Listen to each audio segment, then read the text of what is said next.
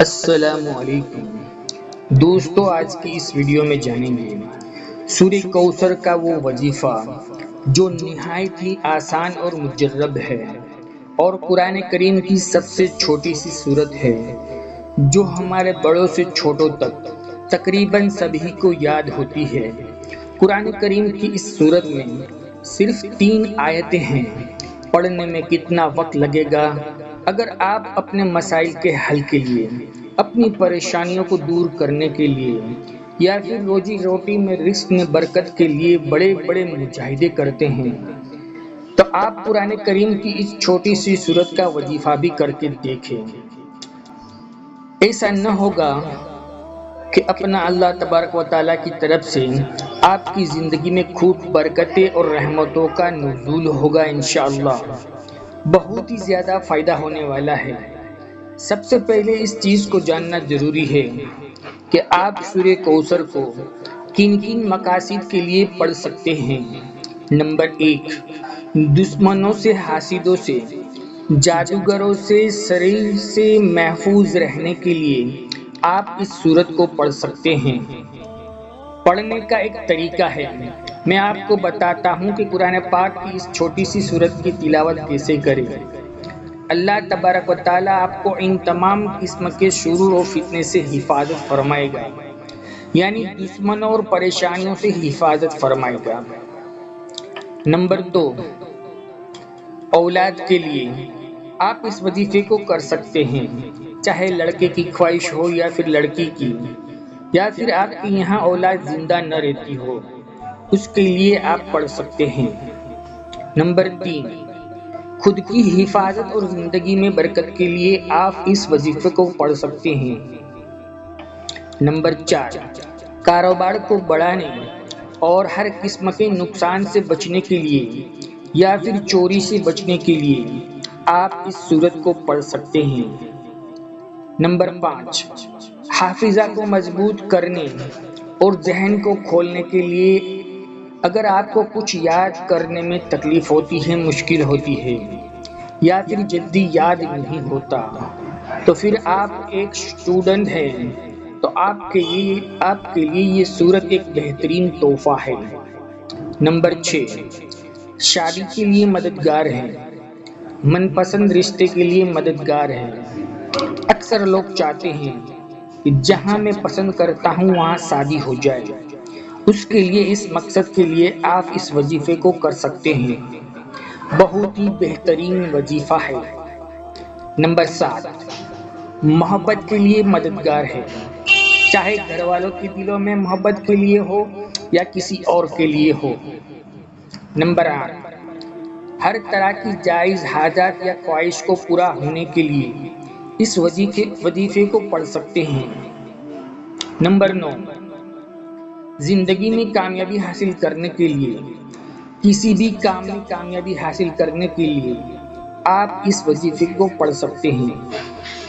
Number 10، اللہ تبارک و تعالیٰ کی رحمت حاصل کرنے کے لیے، رحمت کے دروازے کو کھولنے کے لیے آپ اس کو پڑھ سکتے ہیں۔ یہ فائدے تبھی حاصل ہوگے جب آپ اس کے معنی اور مطلب کو سمجھیں گے۔ آخرکار اس وقت ایسا کیا ہوا تھا کہ اللہ کے نبی صلی اللہ علیہ وسلم کے زمانے میں اللہ تبارک و تعالیٰ نے یہ سورت کو نازل فرمایا اور اللہ کے نبی صلی اللہ علیہ وسلم کو تسلی دی۔ نبی کریم صلی اللہ علیہ وسلم کے صاحبزادے حضرت قاسم رضی اللہ تعالیٰ عنہ کا بچپن میں انتقال ہو گیا تو کفار مکہ ابو لہب اور ابو جہل اور ان کے ساتھیوں نے نبی کریم صلی اللہ علیہ وسلم کا دل دکھانے کے لیے آپ کو ابتر کہنا کا طعنہ دینے لگے۔ ابتر کہہ کر، ابتر کا مطلب کہ جس کی نسل آگے نہ چلے، یعنی جس کا کوئی لڑکا نہ ہو۔ کسی نے کہا کہ محمد صلی اللہ علیہ وسلم کی جڑ کٹ گئی، کسی نے کہا کہ محمد صلی اللہ علیہ وسلم کی بات نہ کرو، وہ ایسا آدمی ہے کہ جس کی جڑ کٹی ہوئی ہے، اس کی کوئی نرینہ اولاد نہیں ہے، یعنی کوئی لڑکا نہیں ہے، جب فوت ہوگا، جب انتقال کر جائے گا تو اس کا نام و نشان مٹ جائے گا۔ ان کفار کے جواب میں اللہ تبارک و تعالیٰ نے ہمارے پیارے نبی صلی اللہ تعالی علیہ وسلم کی تسلی کے لیے یہ سورت کو نازل فرمایا۔ اے پیارے حبیب، ان لوگوں کی باتوں پر رنجیدہ نہ ہو، بلکہ ہمارے فضل و کرم کے اوپر نگاہیں رکھو۔ ہم نے تمہیں بے شمار خوبیوں اور نعمتوں سے نوازا ہے، لہذا تم اس کے شکرانے میں نماز پڑھو، قربانی کرو، اور جہاں تک تمہارے دشمنوں کا تعلق ہے تو انہی کی جڑ کٹی ہوئی ہے، اور یہی ہر فضل سے محروم ہیں۔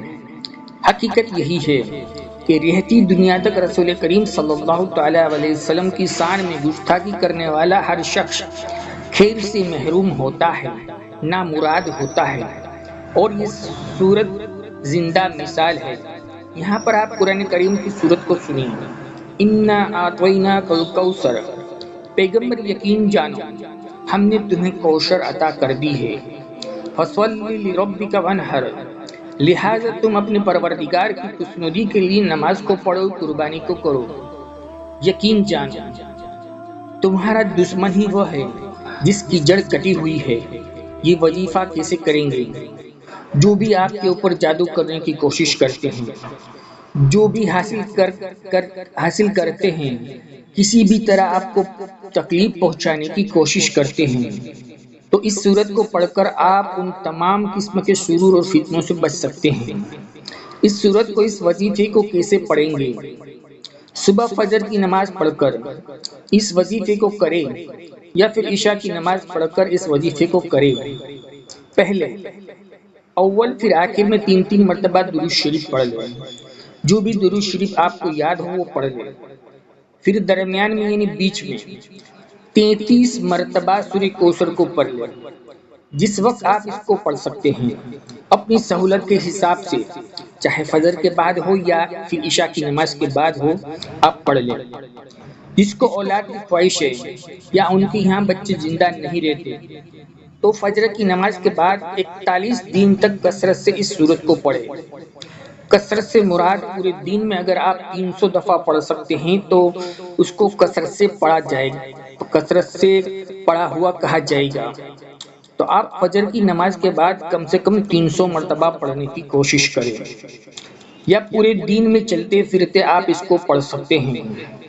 اس کے بعد جس کا ذہن کمزور ہے، وہ اپنے آپ کو یا ذہن کو مضبوط بنانا چاہتے ہیں یا ان کو کھولنا چاہتے ہیں، تو وہ 129 مرتبہ اس سورت کو کسی بھی چیز میں دم کر کے، چاہے کھانے کی ہو یا پینے کی ہو، پیے۔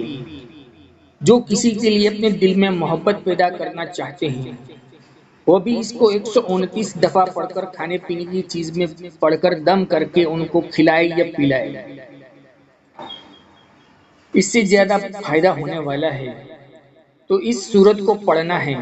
اللہ کے نبی صلی اللہ علیہ وسلم کا فرمان ہے کہ قرآن کریم کے ایک حرف کو پڑھنے کے بدلے میں اللہ تبارک و تعالیٰ اس بندے کو 10 نیکی عطا کرتے ہیں۔ ویسے سورہ کوثر میں بہت سارے حروف ہیں، اگر آپ اس کو لگاتار پڑھتے ہیں تو اس سے بہت زیادہ تعداد ہوگی، اور اس سے آپ کو بے شمار ثواب بھی ملے گا، اور اس سے آپ کی زندگی میں ویسے ہی خوشحالی آ جائے گی۔ قرآن کریم کی ایک ایک آیت میں اللہ تعالیٰ نے اتنی برکتیں چھپا کر رکھی ہوئی ہے، آپ اس کا اندازہ بھی نہیں لگا سکتے۔